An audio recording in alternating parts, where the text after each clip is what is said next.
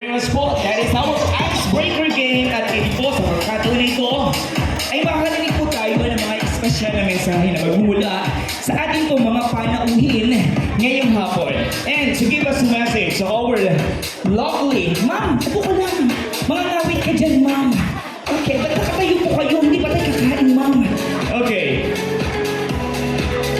Alright, sa pagkataon po na ito, makakarinig po tayo ng ilang mensahe, piling-piling mensahe po, espesyal na mensahe na magmumula sa mga panuhin po natin at sa espesyal na tao po na kasama po natin ngayong hapon. Tinatawagan po para magbigay ng mensahe kay Ma'am Estelita, Ma'am Edna Santos Cerudo. Congratulations! Alright, ay wala po! Okay. At kung wala po siya, tinatawagan ang nagmamay-ari ng Luzon, Visayas, and Mindanao, Ma'am Luz Biminda Pelayo. Wala din! Okay, nasan po sila, Ma'am? Ma'am May, na-traffic po. Okay. Kung wala po sila, baka nandito na si Super Mario Torres. Sir Mario Torres, nandito po kayo, sir? Ayun, sir! Palakpakan naman natin si sir. Okay. Hello, sir. Yan. Parang mayaman din po si sir. Principal po po. Principal. Head teacher. Okay, dito po kayo, sir. Okay, Sir Mario, ano pong mensahe para kay Ma'am Ate? Thank you, sir.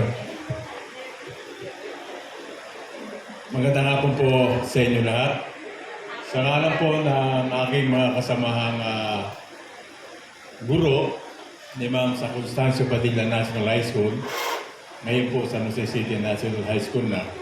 Palagay ko na po lahat po tayo rito ay mga dating kapamilya sa DepEd. Ano po si Ma'am ay hindi naman namin mahal sapagkat siya ay mahal na mahal na mahal na mahal na mahal po namin si Ma'am Ate. Ano niyo po ay siguro alam naman po ng mga kapwa ko naging guro dito, naging guro niya kung ano si Ma'am Ate, kung paano niya tignan ang kanyang mga guro. Bagamat siya, hindi naman talang taga San Jose, pero hindi po namin makakalimutan sa kanya ay tunay na talagang minahal na kami mga guro ng Constancio Padilla National High School.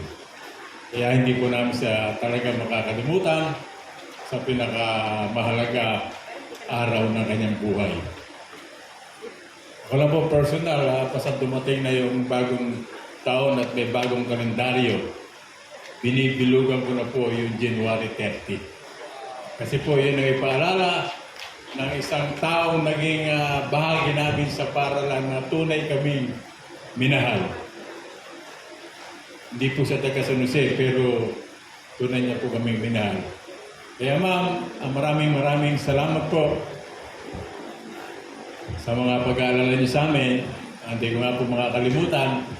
Kana ay ako po'y nagkaroon ng sa puso ay rambo nga pong dinalo po kami ni Ma'am. Maski sino po yung mga guro namin ay talagang dinatalo pa rin po niya sa San Jose City. Si Ma'am ay pang-12 principal na pinagsilbihan ko. I started 1973. Talagang masasabi ko na talagang walang katulad si Ma'am Ate. Ma'am, mahal ka namin, ang mga guro namin sa Constancio Padilla National High School. Talagang tingin namin makakalimutan mo kung paano kami minahal. Ma'am, happy birthday po, ma'am. Alright, thank you very much, Sir Mario